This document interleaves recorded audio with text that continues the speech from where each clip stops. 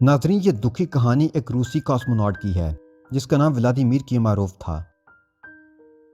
Russian language میں آسٹروناٹ کو کاسموناٹ کہتے ہیں۔ اسپیس کے سفر میں کئی جانوروں اور انسانوں نے اپنی جانیں گنوائی ہیں، لیکن ولادیمیر کیماروف اسپیس سے گر کر مرنے والا پہلا آدمی ہے۔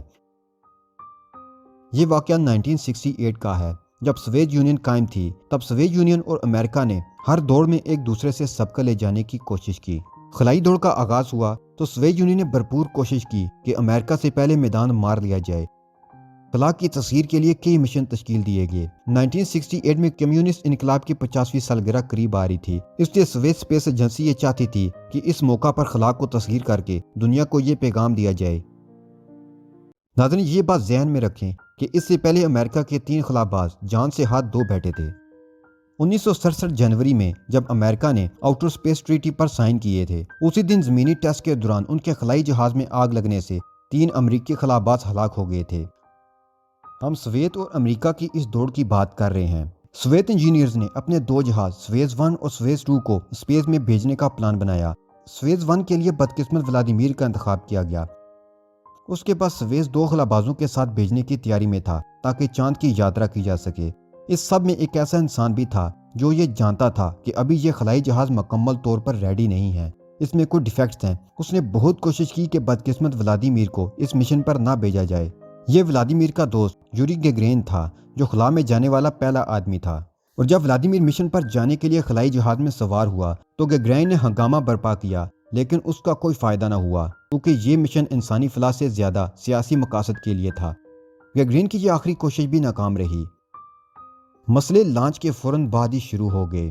ایک سولر پینل نے کام ہی نہیں کیا، پاور نیویگیشن اور تھرمل کنٹرول سسٹم بھی کام نہیں کر رہے تھے، اسپیس شٹل کا زمین سے رابطہ بھی ختم ہو چکا تھا اور جہاز بے قابو ہو گیا۔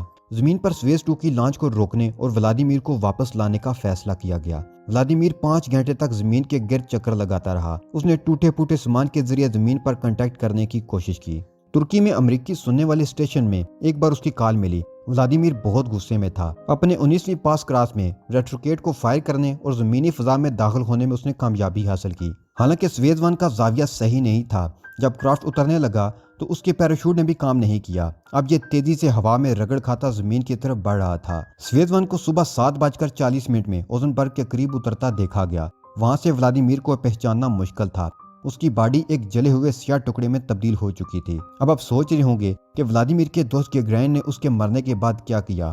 آپ کو یہ سن کر حیرانی ہوگی کہ گیگرین اور دیگر 50 انجینئرز نے مل کر 10 صفحات پر مشتمل میمو بنایا، جس میں بتایا گیا کہ اس خلائی مشن میں 203 غلطیاں تھیں جس پر ریسرچ ہونی چاہیے۔ لیکن ہوا یہ کہ آج سرکاری ریکارڈ سے یہ 10 صفحوں کا میمو غائب ہے۔ ولادیمیر کو نیشنل ہیرو بنا کر اس کی باقیات کو دفنا دیا گیا۔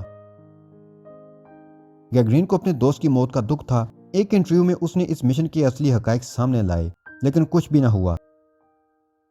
اس کے 1 سال بعد اپنی روٹین کی پرواز کے دوران اس کا طیارہ پراسرار طور پر تباہ ہو گیا اور گیگرین 33 سال کی کم عمری میں ہی مارا گیا۔